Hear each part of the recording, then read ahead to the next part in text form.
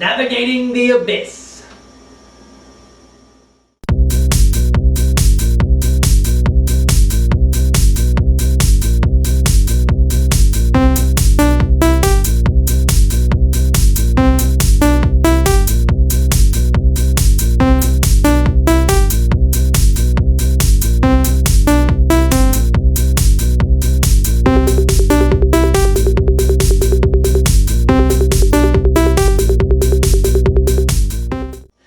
Before we get started, I just want to let you guys know what this show is about, in case you didn't catch last week's episode. I've just written a booklet called Navigating the Abyss of Modern American Culture, which you can purchase at shop.navigatingtheabyss.com. I really appreciate your support on that. I'm broke, you know what I'm saying?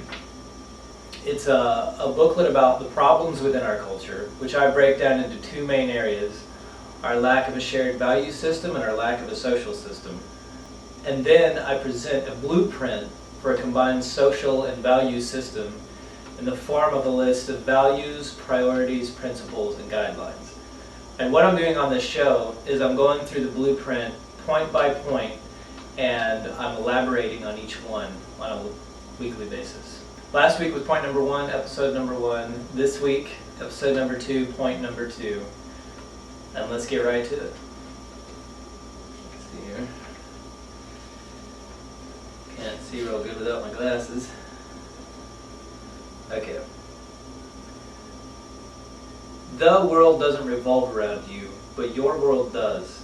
Each of us views the world through our own eyes, our own experience, nature, nurture, situation, profession, and so on. Our perception and understanding is limited to what we know and what we've experienced. Okay, so there are 3 tendencies that in our culture that I'm addressing with this point. The first one is the world doesn't revolve around you. I'm sure you've noticed there are an incredible amount of people out there with this redonkulous, unearned sense of entitlement. Let me think of a good example. Self-absorption. Kanye West. George Bush hates black people. I can't stand that guy. Paris Hilton.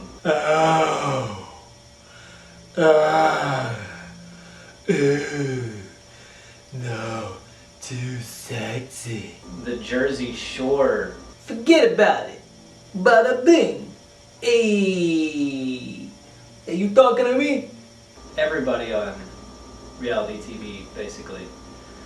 It's just this insane self-absorption. And those people need to be told the world doesn't revolve around you.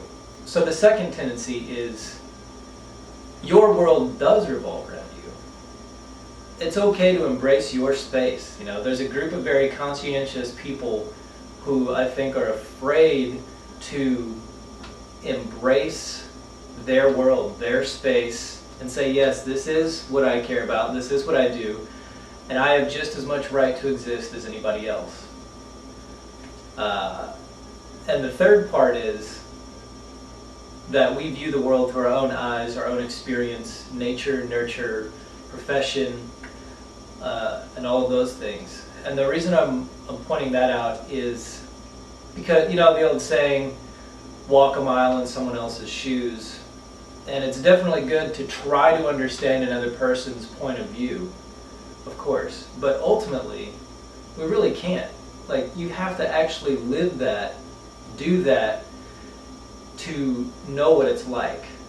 I forgot to put this in there, but it also includes your gender, your sexual orientation, race. White people don't know what it's like to be black, but black people don't know what it's like to be white either. And every other ethnicity, race, etc.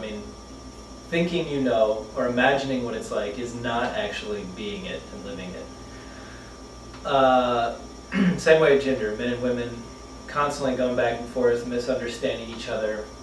I think that's a big problem, such social chaos. In conclusion, if we could tell the people that need it told to them, the world doesn't revolve around you, And then you get the people who are more conscientious on the other hand. It's okay. It's okay to embrace your world, to embrace your space, to embrace what matters to you. That's not selfish. It's just taking care of yourself. Embrace your world.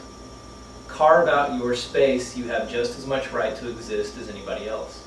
So if we could put those two groups of people in balance and understand that we don't understand, we would have a much stronger and healthier community.